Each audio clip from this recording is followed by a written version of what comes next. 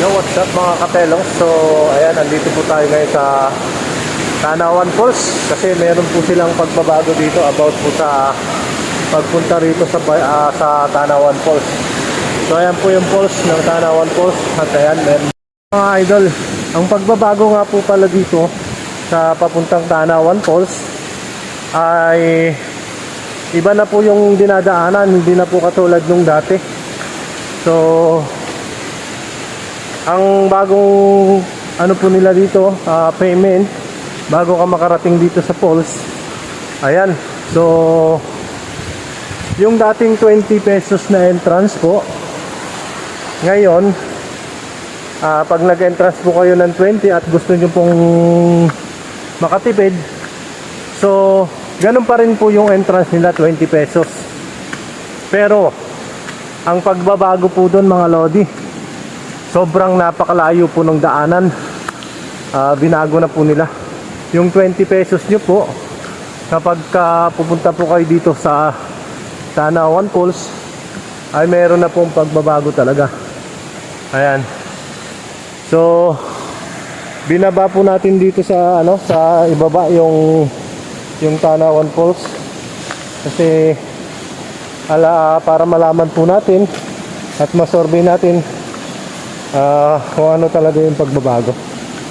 So ayan, pag 20 pesos lang po yung binayad nyo at gusto nyo makatipid, ipapakita ko po sa inyo kung gaano po kalayo yung dadaanan papunta dito sa falls. Ayan. So yung dati po kasi dinadaanan ay private na po siya, hindi na po siya kasama dito sa daan papuntang Tanawan Falls. So ayan, papakita ko po sa inyo kung gaano po kalayo yung steps na binababaan kapag 20 pesos lang po yung babayad nyo dito. So ayan po, ito po yung start nya, paakyat. Galing na po kasi ako dun sa taas, bumaba lang po ako dito, inuna ko po sa baba. So ayan, napaka tarik po pala talaga at napakalayo pag 20 pesos lang yung binayad nyo. So ayan po siya. Pero hindi naman po ganun kahirap yung daanan.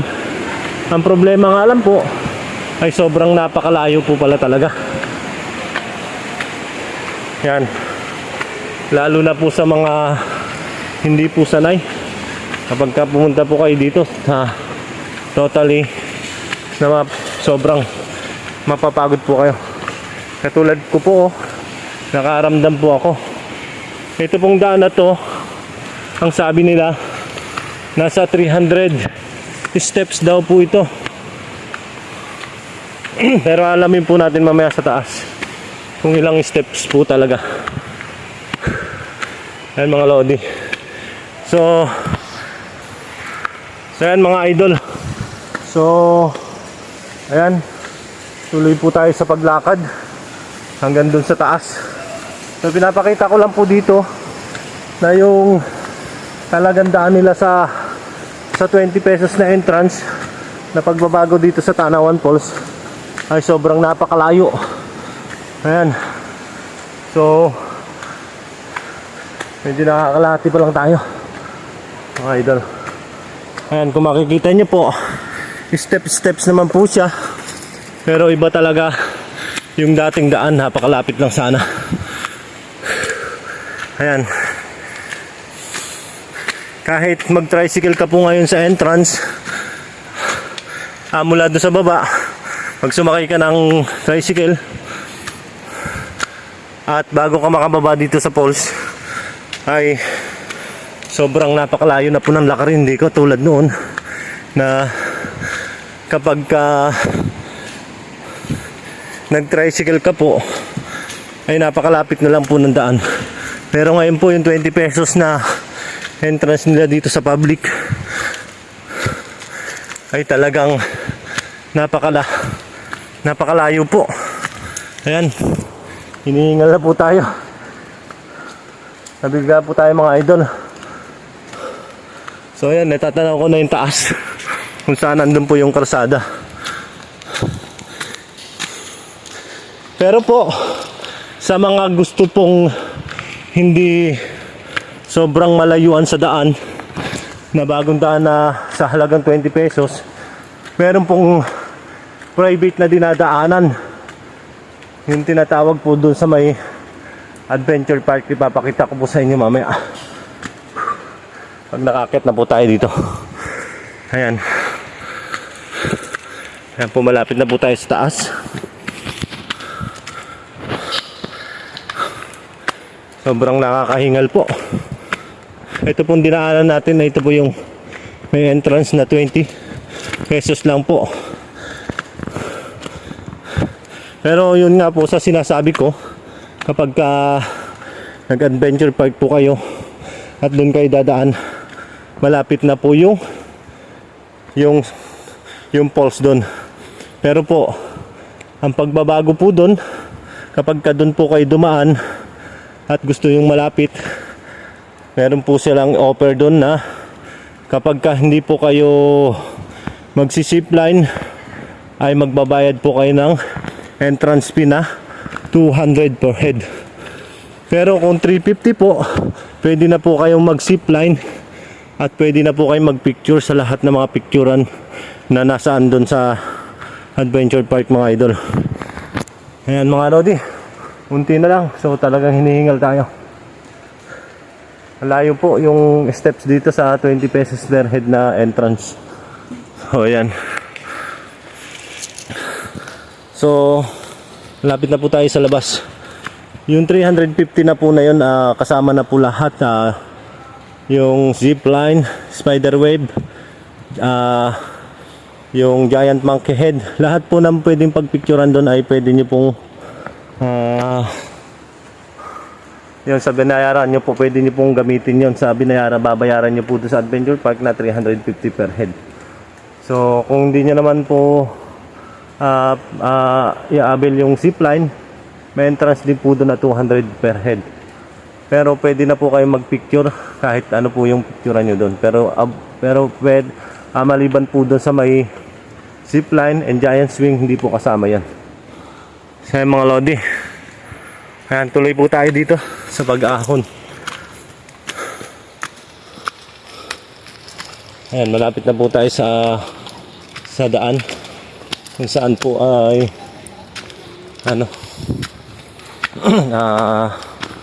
saan ay andun po yung ating sasakyan. Ayan.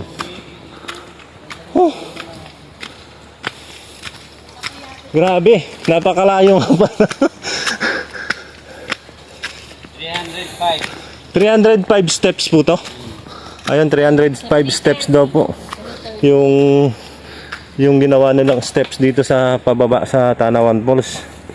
Na entrance po nila ay 20 lang po, ano? 20 pesos po yung entrance. Pwera yung yung flat na Ano ma'am? Pwera po yung mahabang na flat na sa hagdan. Anong ganyan, no? Pwera yan. Hindi kasama sa bilang yan. Hindi kasama sa bilang. Ayun, hindi daw po kasama sa bilang yung plat. Medyo patag na hindi nga sinama sa bilang yun. So yung mga gusto pong makatipid, dito po kayo dadaan talaga. Ayan, kung gusto niyo pong makatipid. Pero yung tanong ko lang po, yung sasakyan, bawal po makarating dito. Oo. Barangay ordinance na po. Barangay ordinance na po. Doon talaga sa parking. Kasi mawawala na po ng hanap po. Po. So yan po mga idol, yung mga sasakyan po ay bawal din daw po pala iakyat dito. So barangay ordinance daw po yung pinakaano nila rito. Para po sa mga may dalang sasakyan. So hanggang doon lang rin po sila sa may parking area. Ayan. So ang problema nga lang po, talagang sobrang layo. Pero sa mga gusto pong magtipid talaga, ayan, dito po talaga dadaan. So yan po, thank you po sa inyo. Yan, shout out po sa ating mga kasamaan dito. Yan. Kaway-kaway naman po kayo. Kaway. Yan. Thank you po. Thank you. Sa mga hindi pa po nakakaalam, yung daan po dito paakyat dito sa papuntang Tanawan Falls ay totally sementado na po. Pero ayan, yung kabilang side hindi pa po. Pero dun po sa baba, sementado na po siya. At ngayon po ay tutungo po tayo papunta po dun sa Adventure Park at alamin po natin yung kanilang proseso, paano po makapag sa kanila. Ayan. Katelong, so andito po tayo ngayon sa Adventure Park kung saan ay ito po yung sinasabi ko kanina na kapag gusto nyo pong makalis sa lakaran at mas maliit po yung at madali yung papunta sa Tanawan Falls, ito po yun yung sa may Adventure Park. Dito lang po yan sa Ayan. Adventure Park. So kuya, tanong ko lang. Ayan. So ayan, hello po. Ay, si manager pala, ito pala. So ayan po. So ayan po, ito po pala si Madam, Madam ano po? Mayla Pahanustan. Ayan, Mayla. Pahanustan po. Ayan, si Ma'am Mayla Pahanustan. So siya po yung may-ari po ba? Manager. Ay, manager po. Ayun, manager po siya dito sa May Dingalan Adventure Park. Ayan, mga lodi. Dingalan Adventure Park po. So ayan, paano po pala ang ano dito? Paano po ang procedure kung ano po yung mga dapat na ano nila sa babayaran nila dito? Ayun po, sa ano po, ay yung entrance po namin is 200. Kasama po yung aming mga picturean, katulad po ng aming giant monkey head, tapos yung aming hanging bridge, tapos yung aming swimming pool, yun po yung mga allowed po dun sa 200 pesos na entrance. Opo. Tapos po pag pupunta po sila dito, kasi may page na rin po kami, Dingalan Adventure Park, pwede po sila dun mag-message sa amin. Sige po. Pwede po sila magpabook. Kasi meron po kaming parking, halimbawa po yung mga katulad po nung mga van, may mga sasakyan, may mga four wheels. Pwede po silang dumiretso dito. Ay, pwede po sila Opo, dumiretso. may parking po talaga kaming nakaano dito. Kumbaga yung mga turista na may sasakyan, pwede pong Pwede po dumirect silang dito. makabook. Kahit hindi na po sila Basta nakabook basta po sila sa Adventure Park. Hindi po sila. pero kung hindi po nakabook, doon lang po obligado. talaga. Obligado po sa baba. Ayan po, napakinggan niyo po yung sinabi ni Madam na kapag nagpabook po kayo sa kanila sa Adventure Park, direct na po yung sasakyan nila rito na may parking area po kayo dito, ano? So yan, direct na po yung sasakyan nila dito na kapag nagpabook po kayo sa Dingalan Adventure Park. Ha? Ano? Babayaran sa 350. Pag sa Ayun, sa 350 po, madam. Pag kayo, pag nag-avail po ng zipline, kasama na rin po yung mga picture namin. Tapos po, pag nag-zipline po, hindi na po siya magbabayad ng entrance. Ay, ganon. Kasama na po. Yung 350 lang po na yun. Makakapag-picture na rin po sila sa mga picture namin. Okay po. Thank you po, madam. So mga idol, so napakinggan po natin yung si madam, yung manager po dito sa Dingalan Adventure Park, kung paano po yung na proseso ng kanilang pag-avail dito. So sa mga nakabook po pala sa kanila ay direct po yung sasakyan na pupunta po rito.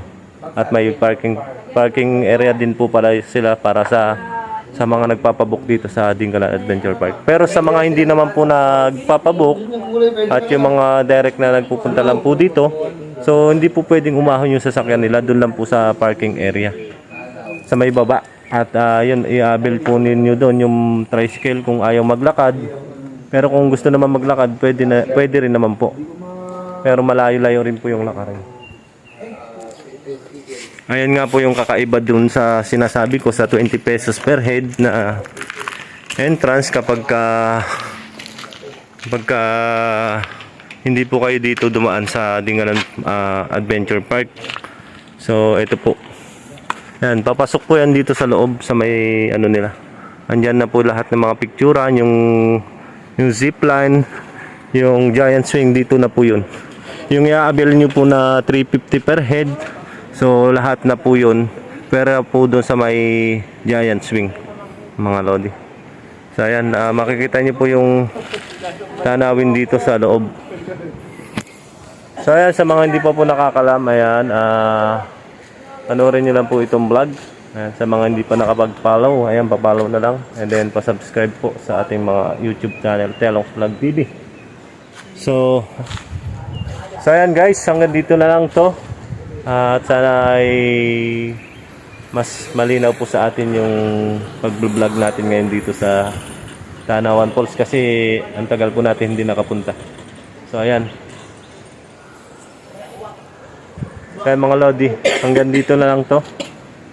Patuloy niyo pong suportahan ang aking channel. Yan, Telong Vlog TV and Arnel Horcadas. Ayan. Bye bye guys.